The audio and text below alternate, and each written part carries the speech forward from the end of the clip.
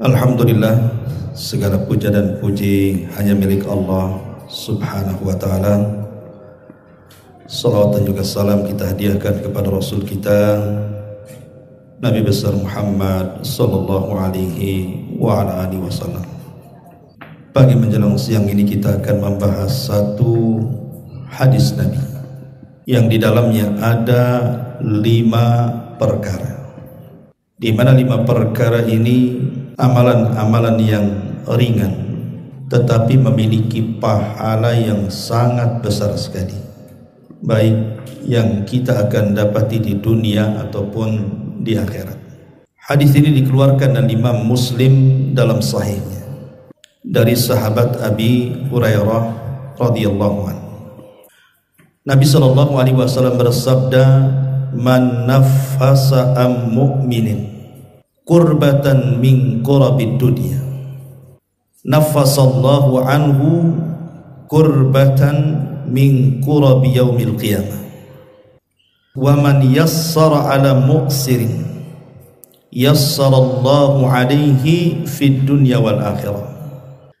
Wa man satara musliman fid dunya satarahullahu fid dunya wal akhirah. Wallahu fi aunil abdi ma kana al-'abdu fi auni akhi.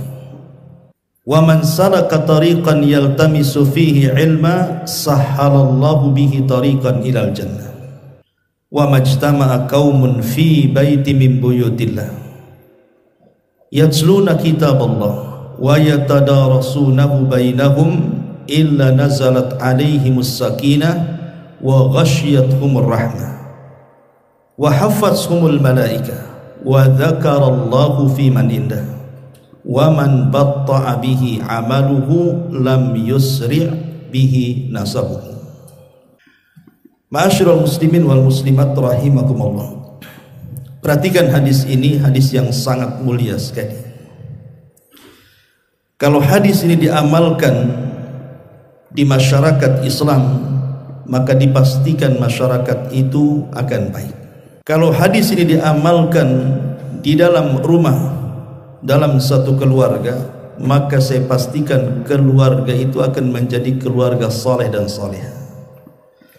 Dan kalau hadis ini kita amalkan untuk pribadi-pribadi kita, dipastikan kita akan terlahir menjadi orang baik. Jadi hadis ini sangat mulia sekali, bisa memperbaiki diri kita, keluarga, bahkan masyarakat. Kata Nabi sallallahu alaihi wasallam, "Man naffasa am mu'minin qurbatan." Barang siapa yang mengeluarkan dari seorang mukmin ini satu kesulitan, min kurabid dunya, dari kesulitan-kesulitan seorang mukmin di dunia, nafasallahu anhu qurbatan min kurabi yaumil qiyamah, maka Allah subhanahu wa ta'ala akan menghilangkan kesulitan-kesulitan dia kelak pada hari kiamat. Ma'asyiral muslimin yang dimuliakan Allah subhanahu wa ta'ala, ini amalan yang pertama, menghilangkan kesulitan seorang mukmin. Perhatikan hadis ini. Rasul sallallahu alaihi wasallam menjelaskan kepada kita bahwa manusia tidak mungkin lepas dari kesulitan-kesulitan dunia. Siapapun, saya, Anda atau siapapun, tidak mungkin keluar daripada kesulitan-kesulitan dunia. Karena kesulitan-kesulitan dunia ini akan terus ada, baik kecil ataupun besar, baik cepat ataupun lama, itu pasti akan menerpa setiap kita. Baik itu bicara soal kesehatan, diuji oleh Allah dengan sakit, baik itu bicara ekonomi, diuji oleh Allah sehingga syarat ekonominya bahkan menjadi pengangguran, baik itu soal keluarga, diuji dengan anak-anaknya yang nakal, kurang ngajar dan yang semacamnya, atau mungkin tetangga yang mengganggu, atau di masyarakat yang penuh dengan kejahatan dan kelaliman, itu pasti ada di sekitar kita. Itulah kesulitan-kesulitan dunia. Tetapi kalau kita bandingkan kesulitan dunia yang kita hadapi dengan kesulitan kelak pada hari kiamat, itu tidak ada apa-apanya. Karena kesulitan dunia ini terkadang datang, terkadang pergi, terkadang mengecil, terkadang membesar, dan begitu seterusnya. Tapi kesulitan akhirat ini tidak bisa dibayangkan. Bisa saja kemudian kesulitan di akhirat itu menjerumuskan kita ke dalam jahanam. Karena kesulitan di akhirat itu tidak pernah dilihat mata, didengar telinga, terlintas dalam benak manusia pun tidak bisa. Saking dahsyatnya kesulitan pada hari itu. Lah di sini Nabi SAW berikan solusi.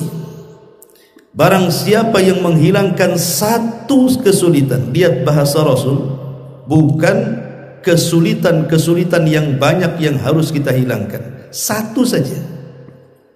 Kalau ada seorang muslim mengalami kesulitan dalam satu perkara, kemudian kita berusaha untuk menghilangkannya atau minimalnya meringankannya, maka balasannya nanti pada hari kiamat bukan satu kesulitan seorang muslim yang kita hilangkan, Allah hilangkan satu kesulitan di akhirat, tidak.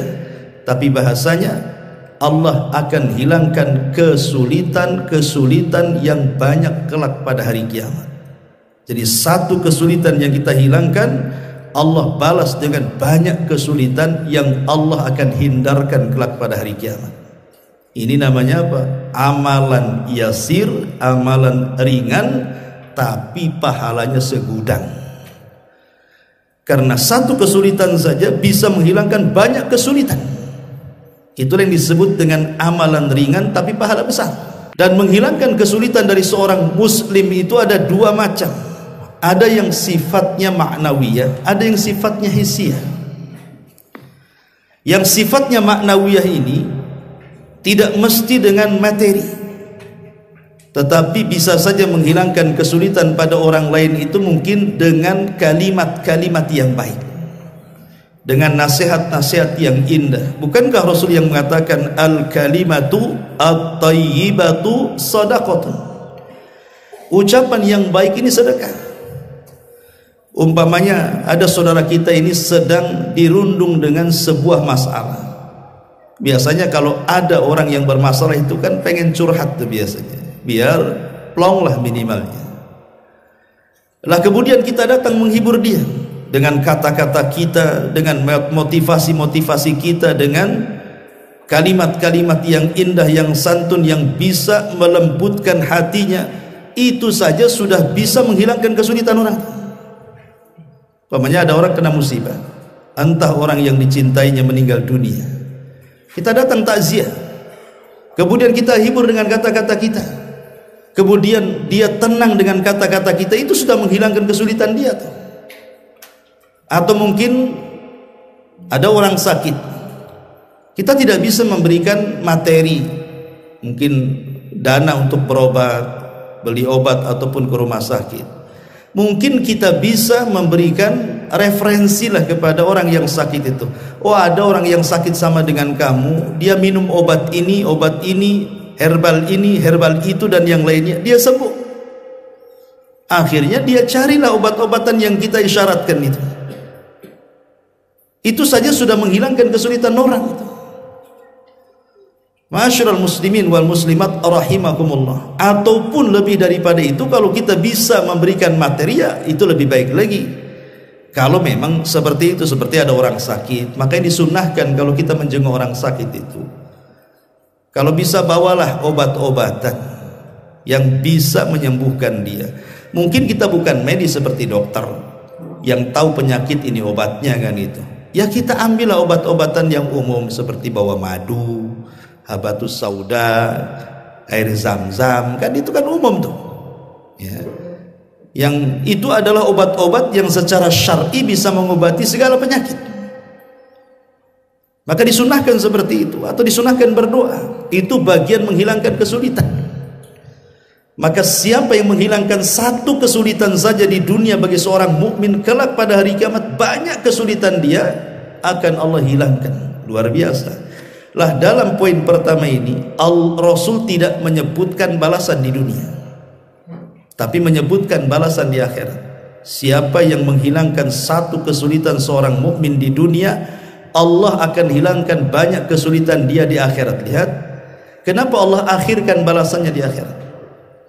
Kenapa tidak disegerakan balasannya di dunia? Sebenarnya balasannya ada juga di dunia, tapi tidak disebutkan. Hanya disebutkan balasannya di akhirat. Karena besarnya keutamaan orang yang menghilangkan kesulitan orang itu.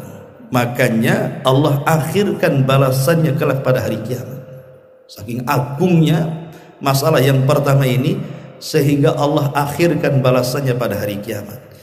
Ini yang pertama, singkat-singkat saja. Yang kedua, Nabi SAW mengatakan, man yassara an mu'sirin, barang siapa yang menghilangkan kesulitan dari orang yang sedang terlilit hutang, yassarallahu fid dunya wal akhirah, maka Allah akan hilangkan kesulitan dia di dunia dan di akhirat. Nah, sekarang disebutkan kalimat dunia dan akhirat. Kalau poin pertama di akhirat saja, bukan berarti di dunia tidak ada balasan. Ya. Di sini Nabi SAW mengatakan, man yassara am mu'sirin, barang siapa yang menghilangkan kesulitan. Yang mu'sir itu identik dengan orang yang terlilit hutang. Nabi mengatakan dengan kalimat nakirah. Dalam bahasa Arab itu ada ma'rifat, ada nakirah. Nakirah itu tufidul umum. Artinya baik yang terlilit hutang itu dia seorang muslim, ataupun yang terlilit hutang itu bukan orang Islam, non muslim atau orang kafir. Baik yang terlilit hutang itu sedikit ataupun banyak, kemudian kita membantu, baik membantu sedikit ataupun banyak, maka Allah akan hilangkan kesulitan dia di dunia dan akhirat. Ma'asyiral muslimin wal muslimat rahimakumullah. Sebenarnya kalau kita melihat hari ini, masyarakat hari ini ya, umumnya dengan kondisi ekonomi yang memang sangat sulit sekali, gitu ya. Sekarang kita lihat banyak orang-orang yang terkadang itu membeli sesuatu tidak bisa dengan cara cash, terpaksalah dia dengan hutang ke sana kemari. Celakanya dia bisa hutang tak bisa bayar. Itu kebanyakan. Hutang pandai, bayar pula tak pandai. Itu kebanyakan orang kayak gitu. Dan hakikatnya ini ukubah, sebenarnya hukuman dari Allah Subhanahu wa taala. Kesulitan ekonomi itu hukuman dari Allah sebenarnya. Bisa saja karena kemaksiatan yang dilakukan kita, akhirnya Allah sulitkan ekonomi kita. Seperti hadis Nabi SAW ketika menasihati orang-orang muhajirin, apa kata Rasul? Ya ma'syaral muhajirin khamsun idzabtulitum bihinna wa a'udzu billahi an tudrikuhun. Wahai orang-orang muhajirin, perhatikan 5 perkara. Jangan sampai menimpa kalian. Kalau menimpa kalian, aku berlindung kepada Allah. Jangan sampai menimpa kalian. Salah satunya kata Rasul, walam yanqusul mikyala wal mizan. Tidaklah sebuah kaum yang mereka mulai mengurang-urang takaran dan timbangan, alias curang dalam berdagang. Illa akhadha bis-sinin, kecuali Allah akan menimpakan mereka. Illa ukhidu, kecuali mereka akan ditimpa bis-sinin dengan paceklik yang berkepanjangan. Ini yang pertama nih. Dan itu kita lihat di negeri kita sudah terkadang terjadi paceklik itu ya. Terutama daerah-daerah di luar Batam lah, di daerah Jawa itu kalau sudah kekeringan itu jalan-jalan, kebun-kebun, sawah-sawah itu sampai retak-retak. Sampai di antara mereka itu harus mengais air itu dari jarak yang jauh sekali. Tidak bisa ditanami. Illa ukhidu bis-sini wa syiddatul maunati, ataupun seretnya ekonomi, susah cari kerja. Susah cari kerja, terutama orang-orang yang tidak stabil pekerjaannya. Kalau yang stabil pekerjaannya mungkin yang sudah jelas gaji bulanan, kerja buruh PT atau yang semacamnya mungkin masih tenang. Tapi yang kerja-kerja serabutan itu, seperti tukang bangunan atau yang semacamnya itu ya, atau mungkin orang-orang yang ojek ataupun yang Grab atau apa yang ya menanti pelanggan, kalau ada ya ditarik, nggak ada ya diam saja. Kadang-kadang diuji dengan syiddatul maunah, susah cari ekonomi. Ataupun Allah uji yang ketiga, bukan syiddatil maunah saja, wa jawri sultani alaihim, terkadang diutus pula para penguasa-penguasa zalim yang pandai merampas hak rakyatnya tapi tidak pernah memberikan hak penguasa kepada rakyatnya. Dan itu sudah terjadi tiga-tiganya di negeri kita. Sering terjadi paceklik, kalau hujan pun tidak subur, justru malah banjir di mana-mana kan itu. Kemudian seretnya ekonomi, belum lagi kemudian penguasa zalim yang memperkaya diri dan menyusahkan rakyatnya. Itu terjadi di negeri kita. Dan ini bagian daripada ukubah sebenarnya, bagian daripada hukuman Allah kepada kita. Boleh jadi karena kita belum mampu untuk menjadi orang baik, maka Allah azab seperti itu. Belum bisa jujur dalam membeli atau menjual gitu ya. Karena akibat tiga perkara ini itu akibat dari satu dosa sebenarnya kan. Bayangkan satu dosa tapi tiga azab. Dosanya itu cuma curang dagang saja, tapi azabnya tiga. Dikirim paceklik, dikirim susah ekonomi, dikirim penguasa-penguasa zalim. Artinya memang kalau kita melihat kondisi hari ini dengan susahnya ekonomi itu, ini bagian daripada azab. Sehingga banyak dari saudara-saudara kita itu terpaksalah akhirnya mereka menghutang sana sini. Ketika mereka menghutang sana sini, tidak mampu pula mereka membayarnya. Okelah, itu sebab orang banyak hutang itu macam-macam ya. Tetapi kalau seandainya ada seorang muslim, anggaplah Anda memberikan hutang kepada saudara Anda. Ada orang yang berhajat, datanglah kepada kita ini, bisa nggak saya pinjam uang? Akhirnya dengan kasihan kita, ya sudahlah dikasih pula kita pinjaman. Anggap saja 1 juta, 2 juta atau 3 juta. Dengan waktu yang ditentukan, bulan depan bayar, atau 2 bulan lagi, atau 3 bulan lagi. Ketika sampai pada masanya, dia tidak bisa bayar karena kesulitan ekonomi dia. Maka Nabi SAW mengatakan, man yassara ala mu'sirin, barang siapa yang memudahkan kepada orang yang sedang terlilit hutang itu. Memudahkan kepada orang yang sedang terlilit hutang itu ada 3 macam. Yang pertama hukumnya wajib, yang kedua dan yang ketiga hukumnya sunnah. Adapun yang wajib hukumnya adalah indharul mu'sir. Indhar mu'sir itu artinya memberikan tambahan tangguhan, itu wajib hukumnya. Jadi kalau kita melihat orang yang kita hutang itu tidak sanggup untuk membayar karena sulitnya ekonomi gitu ya. Kita lihat memang, kita melihat dia susah bayar dengan kondisi kerjaan dia, dengan hutang yang banyak, nampaknya nggak bisa bayar dia.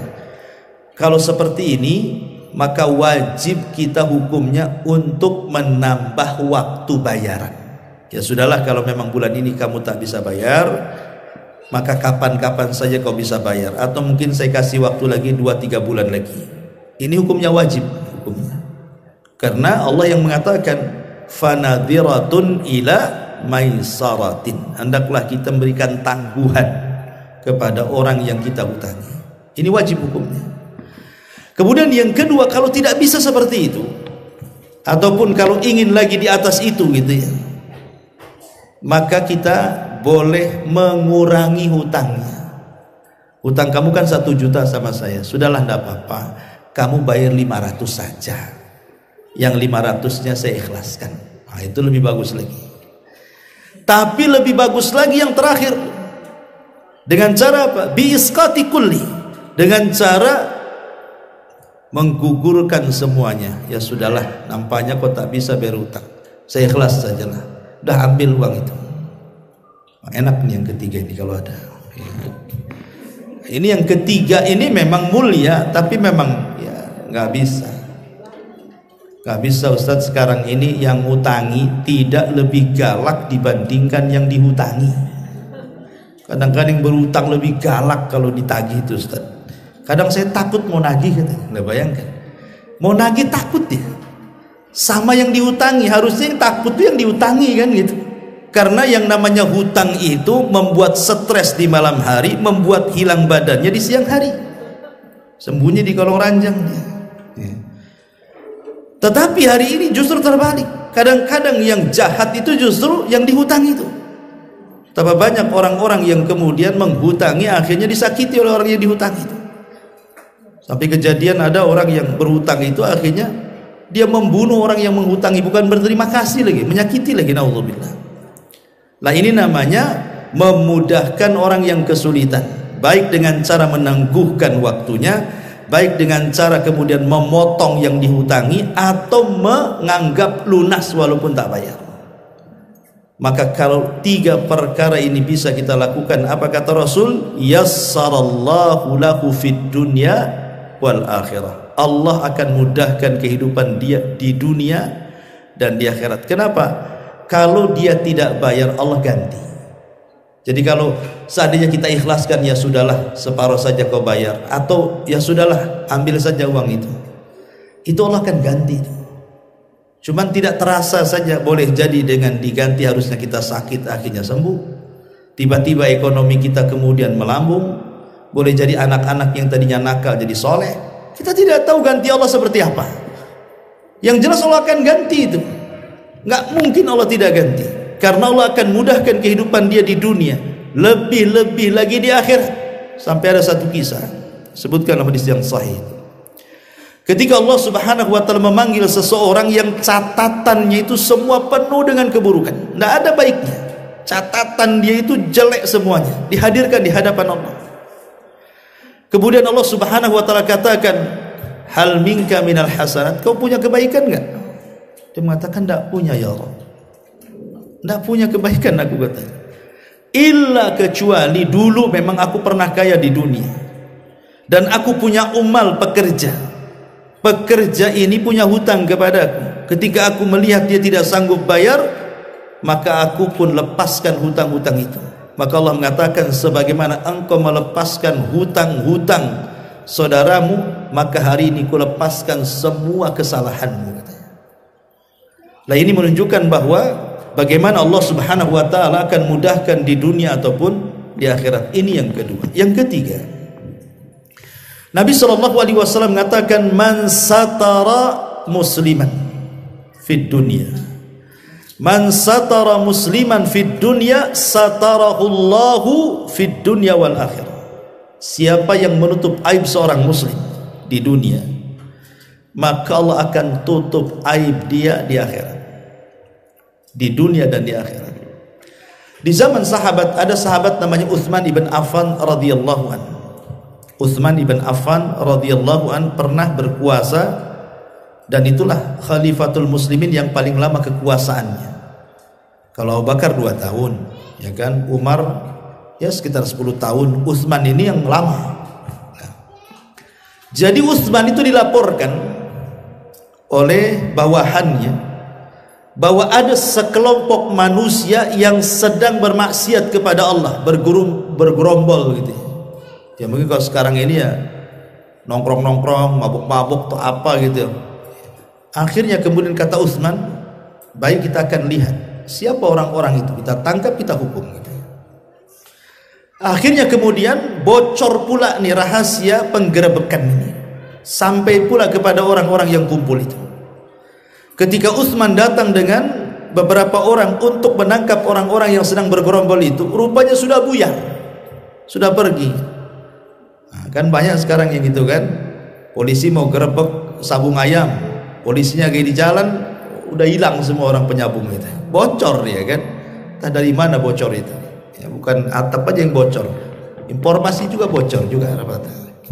Jadi ketika Utsman itu sampai di tempat itu tidak ada orang, sudah pada buyar. Apa yang dilakukan Utsman? Alhamdulillah, katanya, aku tidak pernah tidak melihat kemaksiatan orang yang bermaksiat, katanya. Pulang dia keluarkan uang pribadinya, kemudian dia memerdekakan budak karena bersyukur tidak memandang maksiat orang. Apa maksudnya kaitan dengan peristiwa ini? Artinya Utsman bin Affan mengajarkan kepada kita, jangan sampai mata kita ini mencari-cari orang yang sedang bermaksiat. Lah kebalikannya, kita tidak demikian hari ini. Justru kita mencari-cari. Bahkan ada namanya koran ataupun televisi ataupun media-media atau YouTube hari ini itu memang sengaja dia membuka acara itu bongkar-bongkar aib.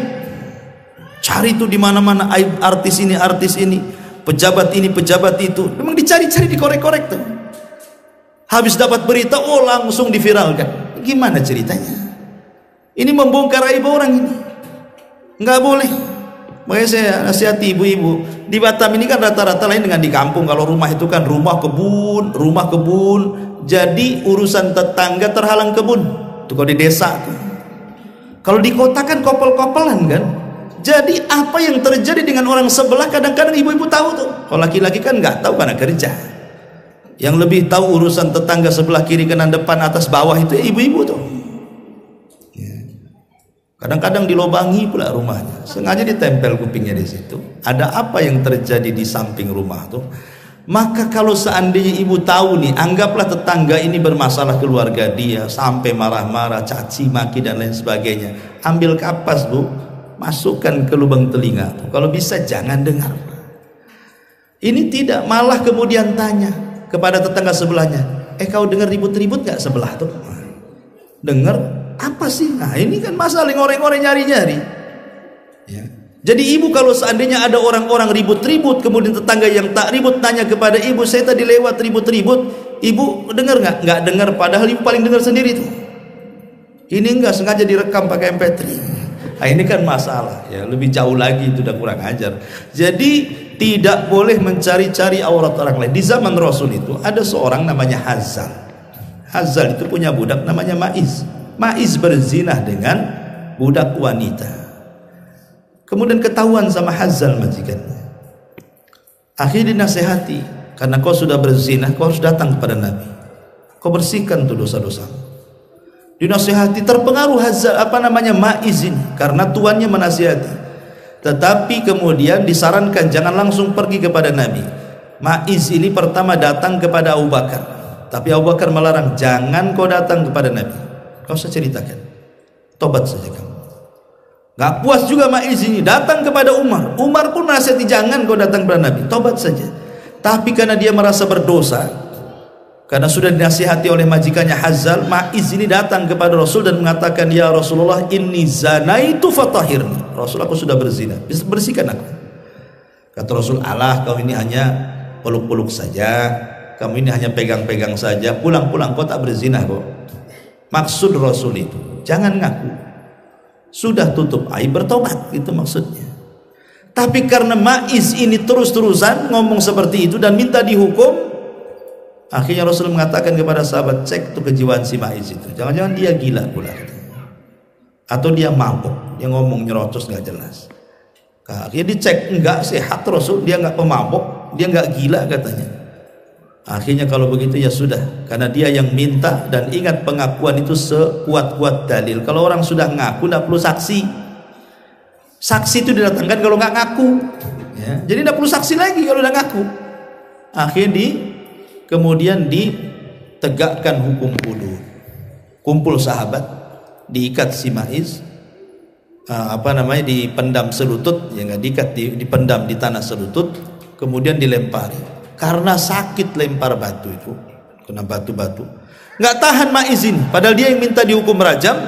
Ketika dilempari batu tak tahan, akhirnya dia berusaha keluar dari tanah. Setelah berhasil kabur, dia dilempari para sahabat, kabur sampai nggak ketemu si Maiz ini. Sahabat nyari ke sana kemari, nggak ketemu, sembunyi di mana si Maiz ini.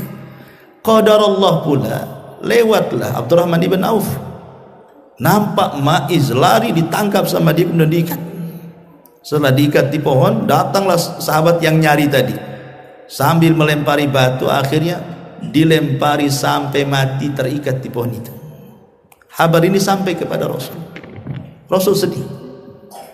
Dikumpulkan semua para sahabat, kenapa kalian kejar si Maiz, katanya. Biarkan dia kabur, katanya. Boleh jadi ketika dia kabur, akhirnya dia kapok, kemudian dia tobat. Ngapain kalian cari? Kata Rasulullah. Jadi Rasul malah marah gitu ya, yang ngejar-ngejar si Maiz. Kemudian Rasul memanggil si Hazal majikannya, ya Hazal, kenapa kau tidak tutup aib si Maiz itu? Kenapa kau sarankan pula datang kepadaku?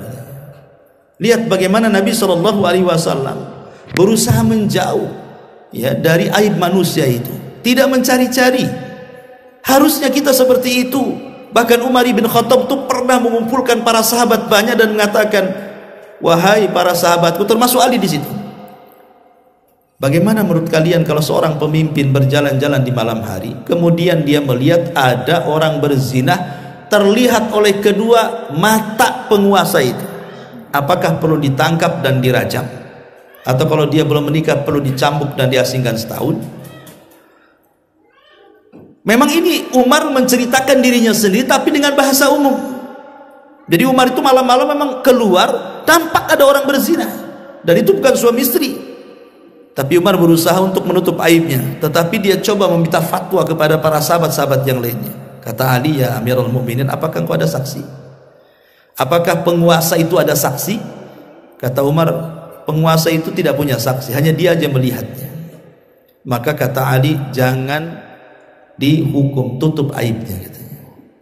Padahal yang melihat penguasa bisa saja namanya di penguasanya ditangkapkan itu. Kata Umar, kalau begitu dia mengatakan kadzaba aini, sadaqta wa kadzaba aini, engkau benar dan mataku yang telah berdusta. Padahal melihat betul, tapi dia mengatakan enggak melihat ya. Berusaha untuk menutup aibnya. Jadi kalau ibu ini punya tetangga, anggaplah punya tetangga. Kalau malam-malam tuh habis isya keluar tetangga ini dengan pakaian yang tidak senonoh, anggap saja mungkin auratnya terbuka, pakai rok mini itu apa gitu kan, keluar malam-malam habis isya, nanti pulang pagi bu, ibu kalau bisa menasihati, nasihati, tapi ibu ndak usah kemudian mencemarkan nama baik dia, tutup aib dia. Apalagi sampai menuduh nih, jangan-jangan perempuan ini nggak kerja, nggak beres ini. Masa kemudian bisa keluar dengan pakaian kayak gitu, subuh pulang pasti dia seorang pezina. Nggak boleh nuduh-nuduh seperti itu. Tutup aib dia. Karena kalau orang itu masih hidup, bisa saja di akhir hidupnya dia bertobat kemudian lebih baik daripada kita yang menuduh dia. Karena orang yang membongkar aib itu di dunia saja sudah Allah balas.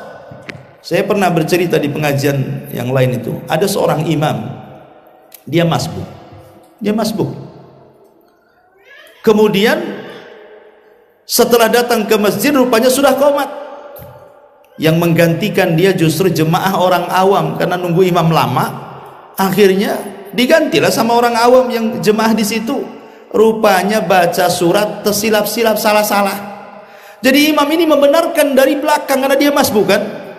Ayat itu dibenerin, akhirnya diulang sama imam, salah lagi, dibenerin lagi, salah lagi, sampai berkali-kali di ayat yang sama itu dibenerin, salah lagi. Entah kenapa imam ini kemudian ngamuk dia, akhirnya dia membatalkan sholatnya, sholat sendiri kemudian pulang. Diceritakan pula sama kawan-kawannya tentang, sambil mengejek diceritakan, itu gimana itu imam tadi itu katanya, satu ayat saya benerin kok nggak beres-beres, sambil ketawa, disebarkan aibnya di luar. Subhanallah, apa yang terjadi? Kama tadinu tudan, sebagaimana engkau menceritakan aib orang lain, ingat Allah kan tampakkan aibnya. Sebulan setelahnya dia jadi imam, kemudian dia baca surah Al-Fatihah. Subhanallah, Allah buat silap tuh baca Fatihahnya, dibenerin sama makmum, salah lagi, dibenerin sama salah lagi. Padahal Fatihah itu kan seperti kacang goreng ibaratnya kan, pasti semua orang bisa baca Fatihah. Tapi karena dia sudah menjelek-jelekan bacaan Quran orang lain, akhirnya dia tersilap dalam surah Al-Fatihah, dibenerin tak bisa-bisa, aib, malu dia dibuatnya. Bayangkan. Jadi tutup aib saudara kita. Maka kalau kita menutup aib saudara kita, Allah akan tutup aib kita di dunia dan akhirat. Ini yang ketiga. Yang keempat, Nabi mengatakan, man salaka tariqan yaltamisu fihi ilman, ya hadisnya belum selesai, wallahu fi aunil abdi ma kana al abdu fi auni akhi. Allah akan senantiasa menolong hamba-hambanya jikalau hamba itu terus menolong saudaranya. Subhanallah. Artinya pertolongan Allah itu akan bersama kita selama kita menolong saudara kita. Muamalah Allah dengan hamba itu akan senantiasa ada selama kita bermuamalah dengan baik kepada sesama hamba. Nah, itulah kaidahnya. Kalau kita ini ingin terus baik dengan Allah, maka berbuat baiklah kepada hamba-hamba Allah yang lainnya. Kemudian yang ketiga, yang keempat, Rasul mengatakan, man salaka tariqan, siapa yang berjalan di sebuah jalan. Salaka tariqan, berjalan di sebuah tariq, di sebuah jalan. Yaltamis, dia mencari-cari. Ilman, sebuah pengetahuan. Sahhalallahu bihi tariqan ilal jannah, Allah akan mudahkan jalan dia ke surga. Kalimat iltimas, yaltamisu fihi ilman, bahasa Arab itu iltimas itu biasa digunakan untuk orang yang buta yang mencari-cari sesuatu. Kalau ada orang buta, ya, kemudian dia nyari-nyari apa gitu kan, nyari makanan ke dapur atau nyari tongkat atau nyari apa, ya, itu dalam bahasa Arab disebut iltamasa. Ya, namanya orang buta mencari-cari itu kadang ya nemu yang sedikit, nemu yang banyak, nemu yang kecil, nemu yang besar, namanya orang buta. Ya, kadang-kadang dia umpamanya ke dapur, ya, mencari-cari ini cari itu, kan agak sulit orang buta itu. Terkadang dapat yang kecil, dapat yang besar. Artinya di sini barang siapa yang dengan kesungguhannya, karena orang buta itu kan mencari-cari pasti dengan kesungguhannya, karena dia nggak melihat masalahnya, dengan insting dia kan. Artinya barang siapa yang berjalan di sebuah jalan, yaltamis, mencari-cari dengan kesungguhan, baik yang dicari itu sedikit ataupun banyak dari ilmu syar'i, maka Allah akan mudahkan jalan dia ke surga. Seperti ibu bapak ini kan berjalan tuh ke sini, entah ada yang jalan, nggak ada jalan kakinya dari parkiran ke sini saja. Jadi siapa yang berjalan dari rumahnya untuk mencari pengetahuan, yaltamis, memang dia sungguh-sungguh ingin mencari ilmu itu, tidak ada niat lain ya Bu ya, bukan karena ingin ketemu kawannya boring di rumah, udahlah kita hadir aja di SSSS gitu ya, atau sekalian itu kan si Anu masih punya utang sama saya, biasa hadir tuh di SS itu, nah, sudah sekalian di situ ya. Jadi bukan itu, memang datangnya itu mencari ilmu, baik dapat sedikit ataupun banyak gitu ya. Mungkin dapat sedikit, alah itu Ustaz itu bolak-balik aja di situ saya pembahasannya, ya, dapat sedikit paling di situ nasihat-nasihat, baik sedikit ataupun banyak, maka Allah akan mudahkan jalannya menuju surga. Apa maksudnya? Orang yang datang ke majelis ilmu mencari pengetahuan agama, Allah mudahkan jalannya ke surga, itu maksudnya apa? Ulama mengatakan ketika memberikan syarahan kepada kalimat ini, bahwa kenapa orang yang mencari ilmu agama itu Allah mudahkan jalannya ke surga? Karena orang yang mencari ilmu itu dapat dua hidayah. Pertama hidayah di dunia, yang kedua hidayah di akhirat. Adapun hidayah di dunia, Allah akan mudahkan dengan ilmunya, Allah berikan taufik sehingga dengan ilmunya dia akan mudah beramal saleh. Karena tahu ilmunya kan. Kalau orang nggak tahu ilmu cuman mau beramal. Tapi kalau tahu ilmunya, Allah mudahkan dia untuk beramal dengan ilmunya. Yang kedua di akhirat, Allah mudahkan kepada hidayah ila siratil mustaqim, kepada jalan Allah yang lurus. Artinya Allah mudahkan proses semua yang ada di peristiwa-peristiwa kelak pada hari kiamat. Allah bisa mudahkan mulai dari padang mahsyar sampai ke hisab, sampai ke timbangan, sampai akhirnya ke siratal mustaqim, sampai akhirnya menuju surga. Allah mudahkan semuanya. Karena begini, terkadang kita tidak tahu. Dari bertahun-tahun ibu bapak belajar, hadir di majelis saya, hadir di majelis ustadz ini, ustadz itu, di majelisnya sini atau di majelis di mana gitu kan. Saya yakin mungkin ibu bapak itu kan tidak mesti hadir di sini saja, mesti di luar ada pengajian-pengajian yang dikelola ustaz-ustaz yang lainnya. Kita tidak tahu di majelis mana gitu ya. Dan ilmu yang mana yang kita dapati di majelis-majelis ilmu itu yang kita amalkan, rupanya dengan itu pula kita dimasukkan ke dalam surga. Kita tidak tahu. Contoh umpamanya, ada seorang ulama namanya Abdullah ibn Mubarak, seorang ulama tabi'in, itu ulama yang luar biasa, ulama dunia. Abdullah ibn Mubarak itu ulamanya para ulama di zaman itu. Jadi muridnya bertanya kepada Abdullah ibn Mubarak, ila mata tatlubal hadis, hei imam, kok ini menghabiskan uang begitu banyak keliling dunia itu, sampai kapan kau cari hadis? Kau sudah menghabiskan biaya, karena dia orang kaya kan, jadi dia bisa keliling dunia mencari hadis Nabi, mencatat hadis Nabi. Abdullah ibn Mubarak itu, sampai kapan kau lakukan seperti ini? Apa kata Abdullah ibn Mubarak kepada muridnya? Dia mengatakan, barangkali Allah memasukkan aku ke dalam surga itu dengan sebuah hadis yang belum aku dengar dan belum aku catat, katanya. Jangan salah ya. Boleh jadi dengan satu hadis itu Allah masukkan aku ke dalam sorga, tapi hadis itu belum ku dengar dan belum ku catat, makanya aku terus cari-cari halaqah hadis itu. Itu pentingnya hadir di majelis taklim itu.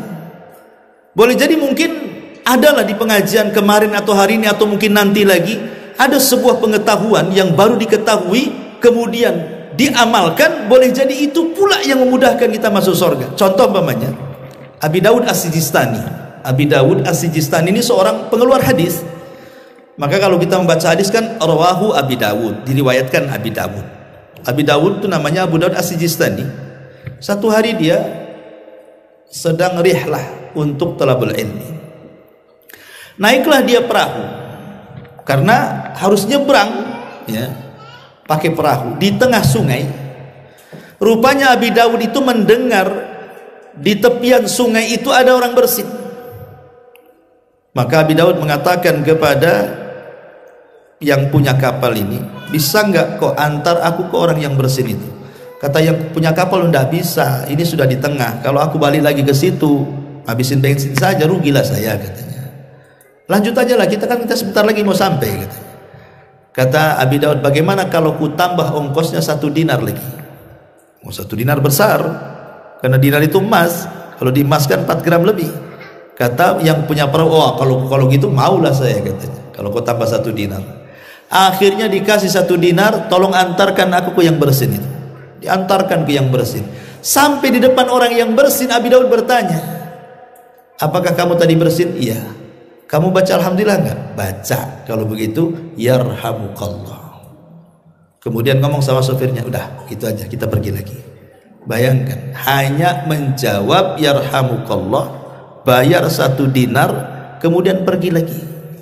Coba seandainya, ya, kita ada di jalan sini, di seberang jalan nampak ada orang bersin.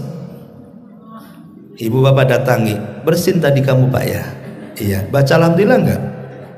Bingung dia, siapa kamu, katanya. Enggak baca alhamdulillah enggak? Baca yarhamukallah, kemudian pergi. Kira-kira kata bapak yang bersin itu apa tuh? Gila orang ini. Ngapain dia datang-datang cuman ngomong gitu saja. Tetapi akhirnya Abi Dawud ini, ada muridnya bermimpi, dimimpikan sama muridnya bahwa Abi Dawud telah membeli sorga dengan 1 dinar. Murid ini bermimpi itu bahwa Abu Dawud sudah membeli sorga dengan 1 dinar, karena gara-gara 1 dinar dia mengamalkan hadis Nabi SAW, apabila seseorang bersin fahamidallah, kemudian dia memuji Allah, fashammidhu, kemudian menjawab bersinnya, dan itu hak muslim, seorang muslim. Abi Dawud sudah membeli sorga dengan 1 dinar. Terkadang satu hadis yang kita amalkan itu pula yang menjadikan jalan kita ke sorga. Kita tidak tahu, ya, dari hadis yang mana yang kita amalkan itu, dari ilmu yang mana yang kita amalkan itu, yang dengan itu Allah mudahkan masuk sorga. Makanya jangan bosan-bosan hadir di majelis taklim.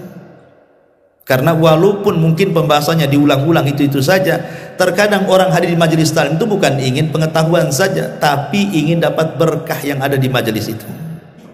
Berkah supaya dosa-dosanya dihilangkan. Karena orang yang hadir di majelis taklim itu jangan lagi yang memang bermaksud datang. Memang dia ada niat ingin datang, ingin hadir di situ. Ini dia nggak bermaksud datang. Dia hanya mencari orang. Kebetulan orang itu ada di SS sedang ngaji. Akhirnya dia datang. Sebenarnya dia nggak ingin hadir di situ karena orang yang dicari ada di situ. Akhirnya ikut duduk dia di situ. Jadi sahabat bertanya kepada Rasul, macam mana hukum orang itu? Dia nggak ada tujuan hadir ya Rasulullah, tapi dia nyari orang, akhirnya terpaksa duduk di situ. Apa kata Rasulullah? Humul qaumu la yashqa jalisuhum. Mereka adalah sebuah kaum yang tidak akan pernah teman duduknya mencelakakan dia. Artinya dia pun akan dapat keutamaan, digugurkan dosanya. Bagaimana yang memang tujuannya hadir, yang nggak ada tujuannya hadir saja, ya? Atau mungkin yang tujuannya hadir tetapi karena lelah tidur pula di situ. Dapat pahala, insya Allah dapat pahala, ya. Tapi nggak dapat pengetahuan karena tidur kan. Orang tidur nggak dapat apa-apa, ya, kecuali maksud dari rumah datang ke pengajian untuk tidur, ya lain ceritanya. susah tidur saya. Kayaknya di pengajian paling enak tuh tidur tuh. Itu tujuannya tidur, ya lain lagi ya ceritanya. Tapi yang jelas bahwa hadir di majelis taklim itu luar biasa pengetahuannya, karena Allah akan mudahkan jalannya. Kemudian yang terakhir kata Rasulullah, wa majtama'a qaumun fi baitin min buyutillah yatluna kitaballah wa yatadarasunahu bainahum illa nazalat alaihimus sakinah wa ghasyiyatuhumur rahmah wa hafathumul malaikah wa dzakarallahu fi man indah. Tidaklah sebuah kaum itu berkumpul di salah satu rumah daripada rumah-rumah Allah. Hadis ini mengisyaratkan apa? Tentang keutamaan bermajlis ilmu di masjid.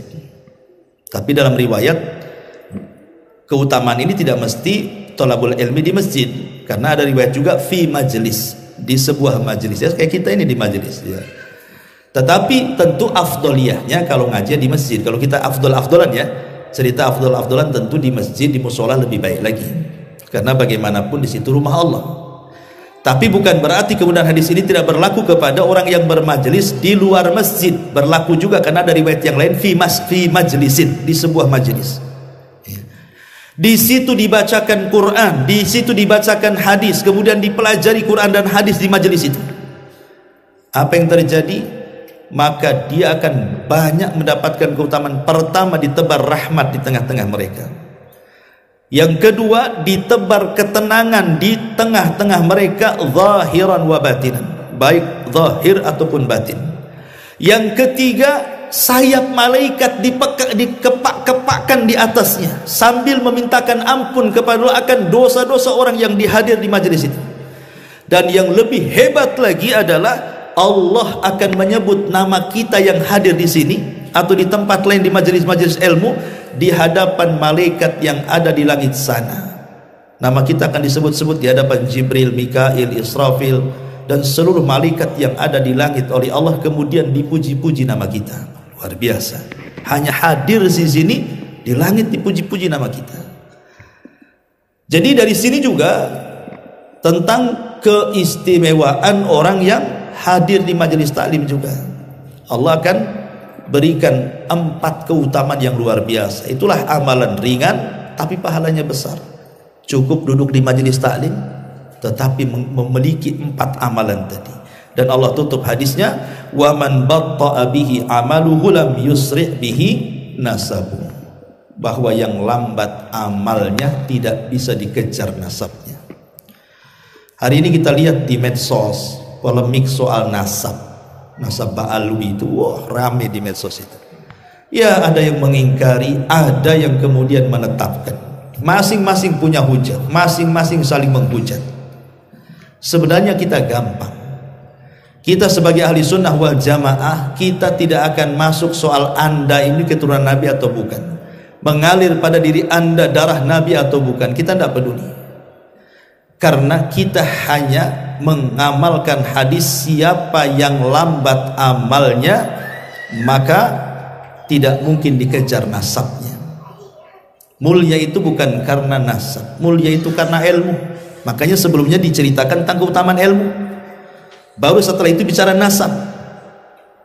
Ketika Rasulullah SAW mendahulukan keutamaan ilmu kemudian bicara dengan nasab setelahnya, berarti yang mengangkat derajat seseorang itu bukan nasab tetapi pengetahuan. Dan bukan hanya pengetahuan agama, pengetahuan umum pun bisa jadi pahala, bukan dari zat ilmunya tapi niat mencarinya. Jadi kalau ilmu agama, zat ilmunya itu yang mengangkat derajatnya, tapi kalau ilmu dunia, niat mencarinya yang jadi pahala, bukan zat ilmunya. Contoh, saya sekolah umum, ingin jadi dokter, ingin jadi pilot, ingin jadi apa namanya, konsultan atau apa gitu ya, pengacara, notaris atau apa, pokoknya sekolahnya itu. Kalau dalam niat ketika mencari ilmu dunia itu, niatnya nanti kalau saya pengacara saya akan membela yang benar, berarti niatnya jadi pahala. Oh, nanti kalau saya jadi pilot ya, pokoknya saya akan antar itu dengan pesawat saya untuk haji umroh gratis, tapi di sini bayar ya. Jadi umpamanya lah, niat-niat mencari ilmu dunia ini kalau niatnya baik dapat pahala, tapi kalau niatnya tidak baik tidak dapat pahala dunia saja didapati kan. Jadi kalau ilmu dunia dinilai pahala dengan niatnya, tapi kalau ilmu agama bukan hanya niat, zat ilmunya juga berpahala. Karena itu tujuan dunia akhirat gitu ya, kalau ilmu akhirat tuh. Dari sini kita tahu bahwa yang memuliakan manusia di dunia dan akhirat itu bukan nasab, tetapi adalah pengetahuan dia soal agama dan ketakwaan hasil dari ilmu yang dicarinya. Inna akramakum indallahi atqakum. Ya, jadi kalau seandainya ada orang mengaku keturunan Nabi, ya terserah kalian. Dan kita tidak bisa juga menetapkan atau mengingkari. Kalau orang mengaku saya nasab keturunan Nabi, ya terserah. Tapi lihat akhlaknya. Kalau dia mengaku keturunan Nabi, akhlaknya kayak Abu Lahab, ya, aduh, gimana ceritanya? Kamu turunan Nabi, akhlakmu kayak Abu Lahab, gimana ceritanya? Abu Lahab juga pamannya Nabi kan itu. Apakah Abu Lahab masuk surga? Tidak masuk neraka. Saya selanaran zatalahat. Jadi harusnya orang-orang yang ngaku turunan Nabi itu dia yang paling depan membela sunnah harusnya. Kalau dia mengaku turunan Nabi, dia harusnya yang pertama kali membela tauhid. Bukan pula dia yang menghilangkan tauhid, menghilangkan sunnah, kemudian hanya dimanfaatkan untuk menipu manusia, naudzubillah. Maka dengan keutamaan ilmu dibandingkan nasab ini, di akhir hadis kita ada 3 amal, 5 amalan. Pertama saya ringkas, orang yang memudahkan kesulitan seorang muslim. Yang kedua, orang yang memudahkan orang yang kelit hutang.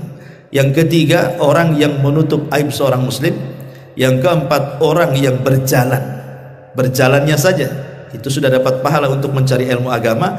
Dan yang terakhir, orang yang duduk di majelis ilmu. Wallahu a'lam bishawab. Ini yang bisa saya sampaikan.